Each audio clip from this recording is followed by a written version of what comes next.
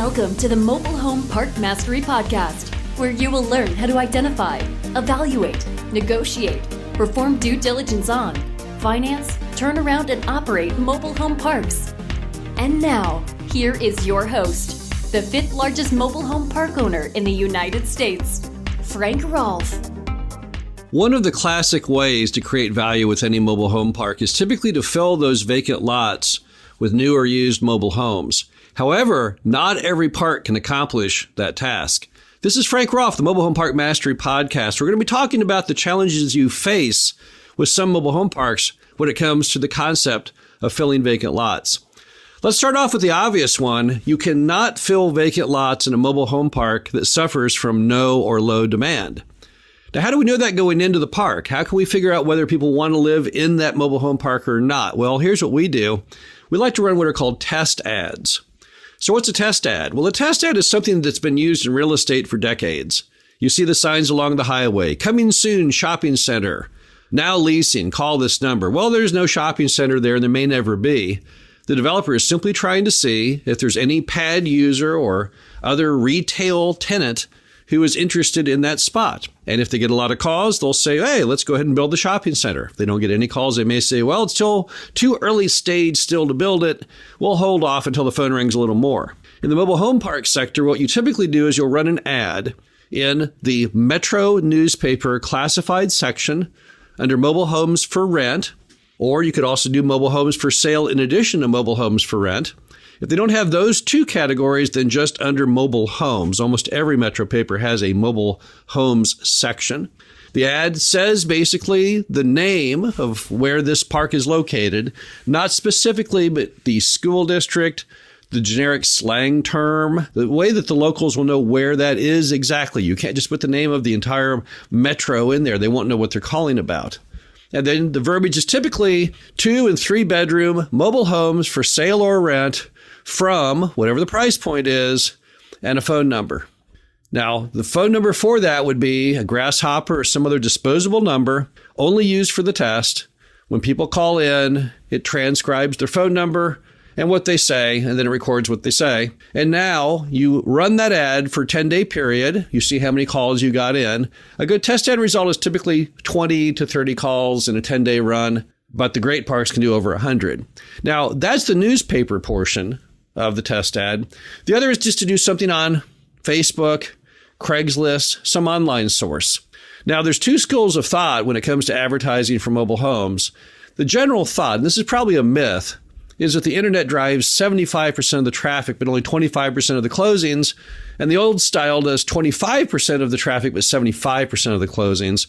No one really knows. That's just what people say. But it's important to remember that when you run test ads, you have to do them in both the old-timey and the new age ways of advertising, because some areas seem to attract younger residents who are more into the tech world, and other areas, older residents who are not. So that's how your best way to gauge the demand. Now, how much demand do you need to make a success of filling those vacant lots? Well, remember that if you're going to bring in a mobile home today and sell it, the price point's probably going to be somewhere around $30,000 to $50,000. Very expensive these days. That's because the price of the homes has gone up, transport has gone up, and most importantly, in many states, you have to deal with HUD's installation standards, which can add easily on $10,000, where they make you pour a concrete pad or piers or runners underneath the home. So even though the phone rings with demand, it doesn't mean that demand will necessarily translate into somebody who has the down payment or the credit to actually buy that new or used mobile home. So you need a lot of calls. If you run a test ad and you only get in 3 or 5 calls in that 10-day run, you really just don't have enough demand. Now, we know from experience that it takes 3 calls for one showing and 3 showings for one sale or rental. So 9 calls would typically translate into a happy customer filling a home. But again, we don't know their actual credit or their down.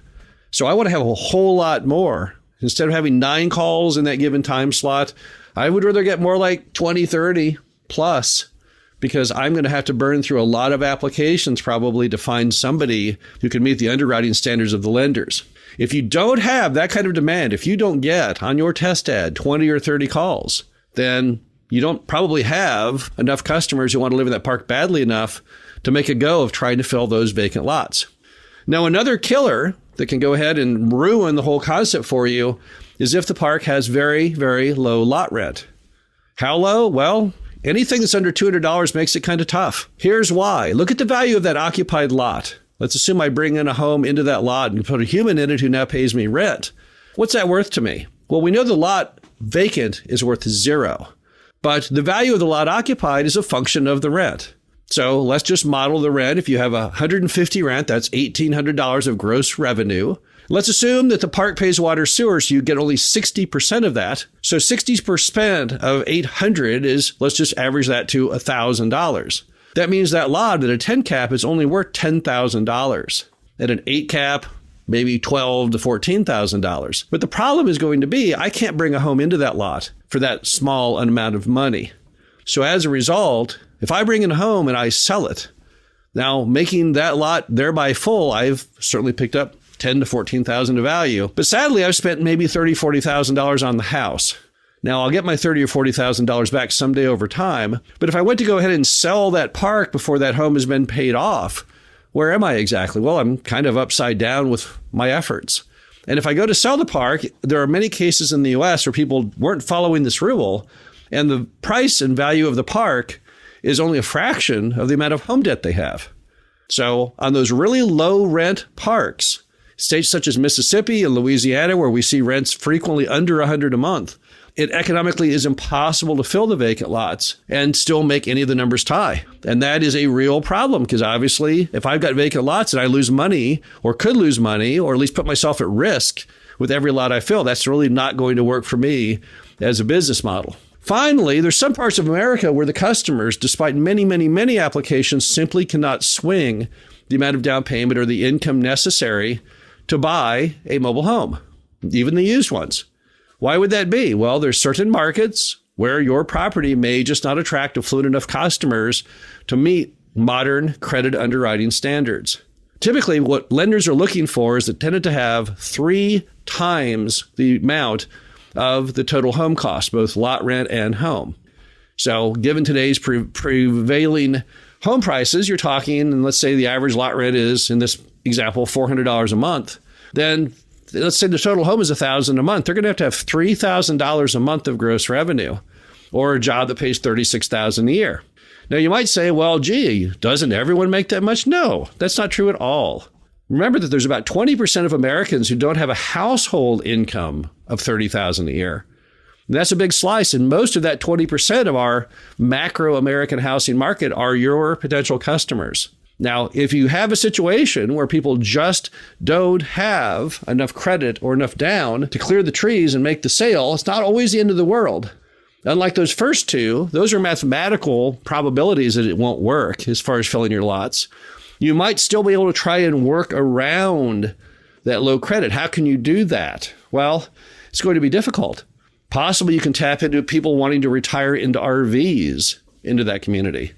Maybe it's a case where you can get lottie dealers to fill lots for you and let them deal with the housing issues. Maybe you can find really, really cheap homes on Craigslist and Facebook and drag them into your park and be a really good, smart shopper and patch them together and get them really, really cheap. Maybe $10,000, that kind of proximity. But the bottom line is it will make your mission very, very difficult. Now, there's other ways to make money with mobile home parks. Obviously, raising rents is by far the best. You can typically cut costs, right? We can typically sub-meter water sewer back, pass it on to the residents.